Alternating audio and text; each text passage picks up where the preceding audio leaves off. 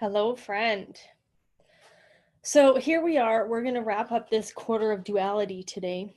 As you can see, I'm not like 100% consistent on my videos. I do a whole bunch in a day, and then I take a few, maybe a week or 2 weeks.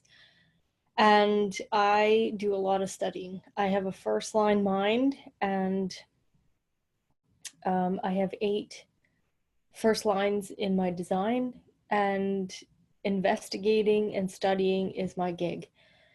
So you are going to eventually get the most out of that, because what I'm studying is absolutely fascinating stuff. How the science of today, the quantum physics that is happening today is beautifully weaved and integrated into design, because it's leading edge. Design is leading edge, and there's no fluff here. Design basically gives you the mechanics. Right now I am studying the cosmology piece of this, and I've tried to listen to or actually read the cosmology piece in the past, and I needed to go through other courses and do some other learning, and now I'm coming back to that. And it is so damn fascinating to be studying what I'm studying all day long. Anyways, so here we are in the quarter of duality. This is purpose fulfilled through bonding. And, we've walked through all these gates. You see all these gates on YouTube. Now, let's just take a look at this as a whole. So when we take a look at this, as you see here, third quarter of duality. So this is actually where my sun sits. My sun is in the 29th gate. And your sun earth activations are 70% of your design. And again, lots of this stuff we'll get into, and maybe you're studying this and you grasp that concept. But that's where most of our neutrinos, of course, are coming to us from, is our direct sun. And our sun is really fascinating. It's a fascinating illusion that we have created. Like, we're beautiful people. We're beautiful. I am amazed every day at the illusions that have been co-created in the minds of humans. It's fascinating. So what happens in this quarter, of course, it's all about bonding. So now look at all of those videos, take all the lines that are in each one of these gates, take all of the keynoting, and realize that there's bonding and duality. Like, there is a duality here. Like, we have to have the this and the that in order to see each other, or else if it was just pure light, there's no contrast. You can't, comprehend. That is why, the creation was created to create this separation, right? There's an illusion of separation. We're all one. Of course we are. We are all part of the whole. But there's this illusion of separation so that we can see each other, so that we can have different experiences. Again, like I've said in the past, imagine how absolutely boring it was if the world was full of just me, or the world was full of just you. Having the exact same experiences doesn't sound like a whole bunch of fun. Now, the whole point of duality and bonding is that we get to connect with the other. The creation happened, that this and that took place so that we could then come together and co-create. Okay, so now look at this chart. This is an emotional generators chart, or a classic builder, as we would call them in the business world, an emotional classic builder. And it's fascinating to see as we walk through all of these gates, that we create 3 channels, okay? Channel of discovery. We co-create and bond with others and have this duality so that we can discover, you know, what this whole experiential way was for us. You're not here living your life for anybody else. You're here living your life to experience what your DNA came here to experience. And that's what human design teaches us. Human design says, don't live your life based off of the not self, what isn't you. Live your life based off of what is you, and then you can have those experiences through your own instrument, through your lens, through your perspective, through your own motivation. And life looks different. It will look different. The moment you let your electromagnetic field of your inner authority and the strategy that your electromagnetic field was built to interact with other people through, you're going to notice a totally different life. Oh, the mind will stop you. The mind will do all kinds of crazy ass shit. It's not here to defeat you. You know, it's here to teach you and show you whether you're on or off track, period.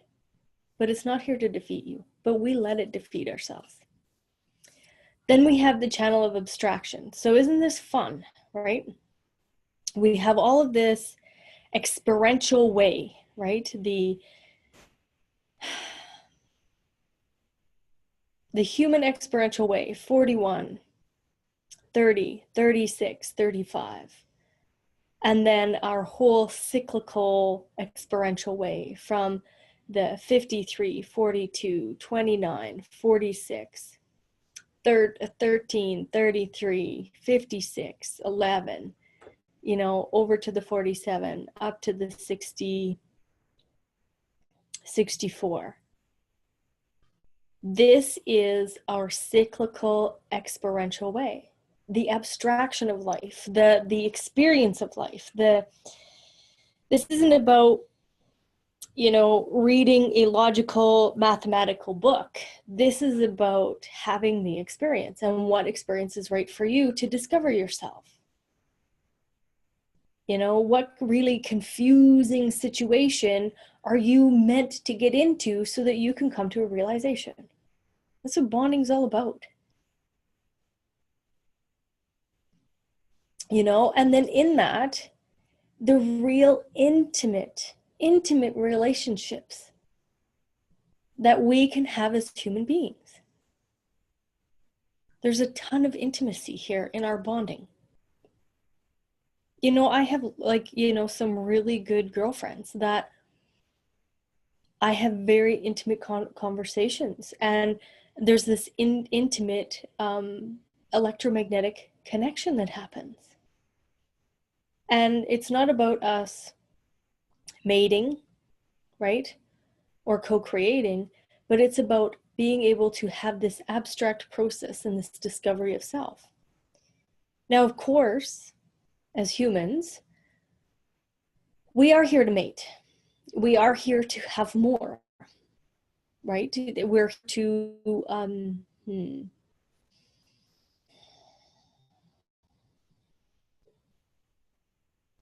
to continue on with this species. And now in seeing that, look at just take a look at what we have here, okay? So this, you know, this role of self starts off this whole quarter. And the role of self that, you know, how are we interacting with other people? Are you, you know, an authoritarian, a democrat, an anarchist, an abdicator, a general, administrator, right? Those are the 6 roles. Those are the 6 lines. For myself, it's an authoritarian anarchist because I don't have the 7th gate defined in my body graph, but my profile is a 1-3. So, that authoritarian presents itself in that first line. Like, my mind is an authority. And it's not an authority for me. It's an authority for other people. Like, I study the shit out of stuff, and then I can synthesize, bring it out, and go, oh, okay, I see it. And, then that third line, that anarchist, breaking down the old. And I'm going to probably say this in numerous videos. We are no longer 7-centered beings. We have adjusted and moved and mutated. And we've been mutating for millions of years on this planet.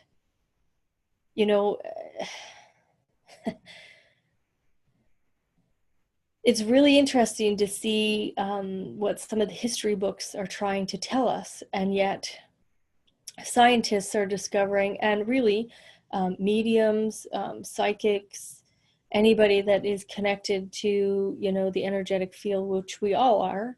However, some of us do it in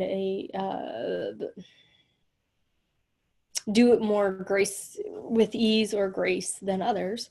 However, we've been here for millions and millions of years, and humans have had to mutate this whole time. We're no longer 7-centered beings. We are 9-centered beings. We are asked to make decisions from our electromagnetic field, not from our mind. Our mind is a beautiful outer authority, and don't get me wrong, there is a ton of answers that come when we ask the universe to, present itself, and, our minds are like antennas to the quantum of our world. But it is not here for you to make decisions, because the minute you give it authority to make decisions, you are blocking yourself off from the beauty that is our quantum world. This beautiful plasma that we are living in. This,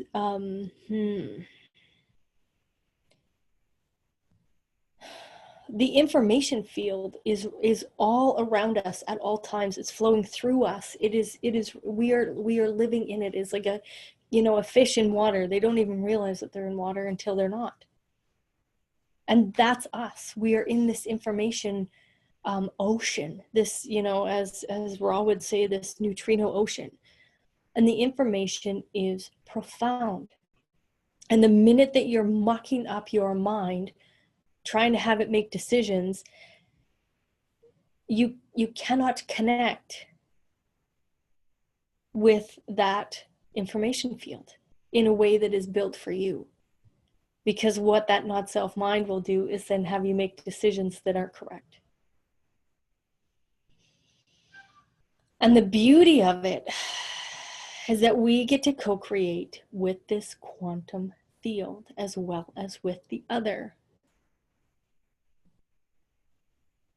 That's the beauty of it. And then, take a look at the answers, right? So the fourth gate is the formulas, the answers that come in, and the answers come in through the mind.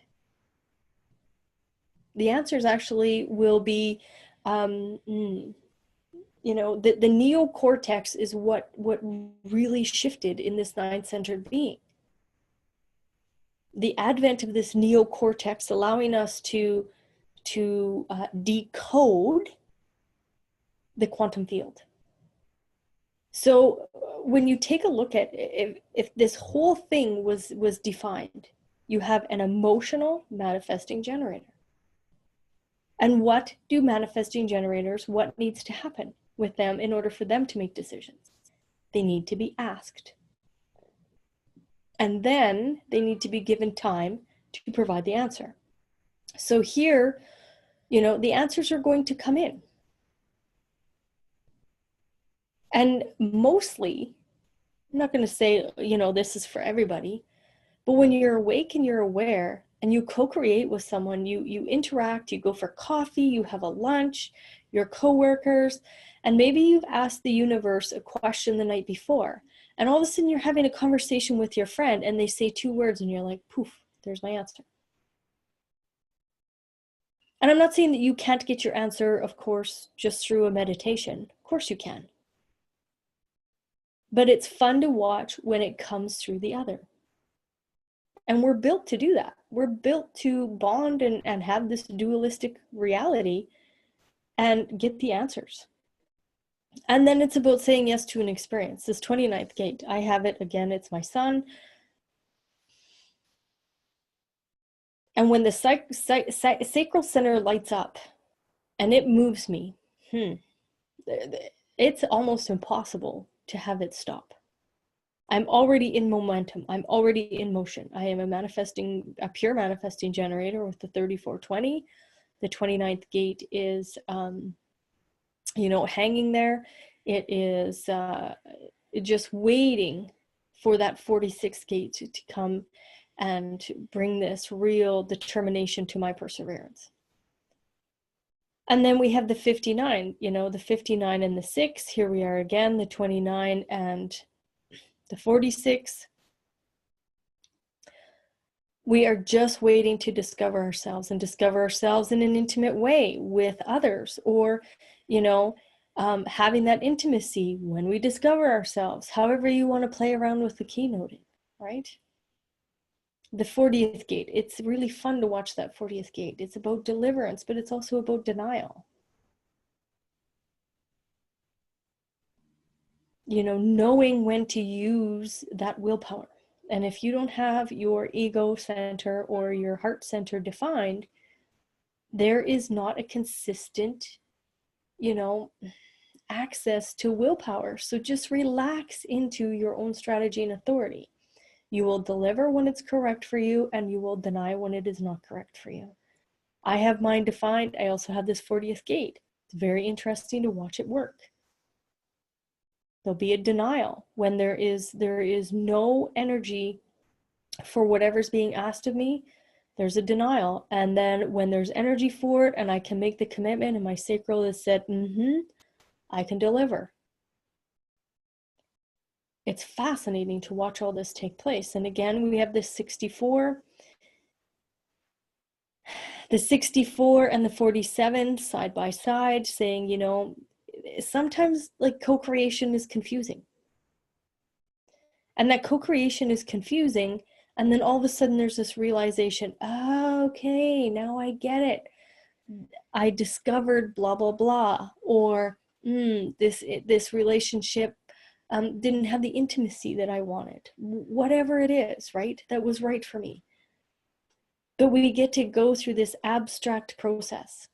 Like abstraction is nowhere near what logic is, right?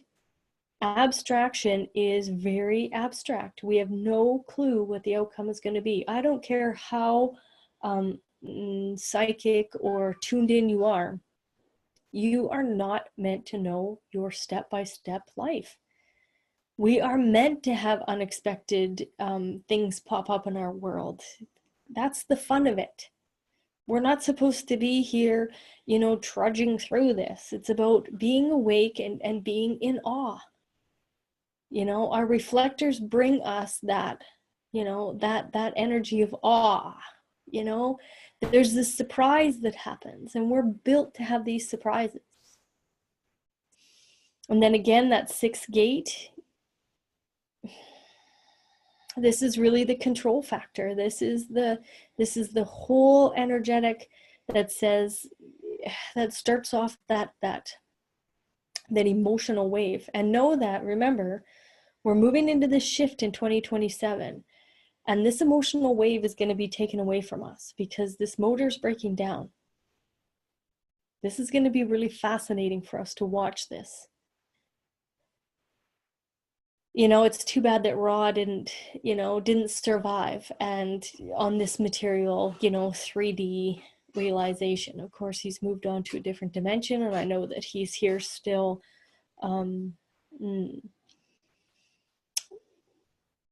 communicating with those that love human design. And that wave is breaking down. So it's going to be interesting to watch how this duality, this bonding, is going to look completely different when this 2027 shift starts to move into our energetic field. And then we have the 46, right? This you know, this determination and this whole channel of discovery. So this is really about this, you know, determined perseverance to discover, you know, yourself in an experience. And then we have all the rest of the gates of the spleen. So isn't it funny, because the spleen is very logical, right? The spleen is very, you know, this is this, and if this virus comes in, this is what's going to happen, blah, blah, blah. The spleen, as you know, it has this step-by-step process of keeping us healthy, keeping us safe, and the whole rest of this duality is really saying abstract, abstract, abstract, right? Except for, of course, the 7th gate and the 4th. But it's a real abstract process in duality, yet it is right full of logical fears. Right full of fears. But those fears are not here to hold you back through that not-self mind. The fears here are about awareness. The spleen is an awareness center. So isn't it fun to see fears are totally built in to our co-creative experience? How can the body stay healthy? How can the body stay strong in a co-creative experience? Without your body, you have nothing. You know, you're pure positive energy, and the experience that you're having is not human. It's whatever else it is. We were asked to jump into this meat suit and have a human experience, and to have a self-reflected experience in this human form. Can we be conscious beings in form principle?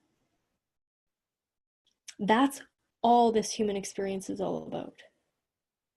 Can we have a conscious experience? Can we embody consciousness? We are spiritual beings. However, we have a fuck of a time being human. We've messed that whole piece up. So can we be real, genuine humans in our correctness, and through that be awake and aware? And really, design teaches us that we can do that if we can follow our strategy and authority. The awareness is right there. So again, completely interesting to watch how this whole thing plays out. And now we're gonna then jump into the last quarter here, and do those gates, and then wrap up the whole entire 4 quarters. And of course, this is just this is just an introduction to this. This isn't the deep cosmological understanding of it. So of course, this quarter is the most mundane and intimately human of all quarters, right? Because we're here to be human and, you know, have this dualistic yumminess that goes on. You know, we're here to see our separation, our separateness, and yet know that we need the other in a co-creative experience of discovery. You know, as we're walking this path, right? As we started as this 13, this witness, you know, we conceptualized, right? And then we are building the Maya in the second one. And then all of a sudden we are bonding. And now this last one is mutation. And this is going to be fun. So thank you again for being around, watching these videos. If you want to move forward with any kind of coaching, let me know. If not, please enjoy the videos, and I would appreciate it if you'd share them, and you know, let's have a conversation as well if that's what you are interested in. Thank you.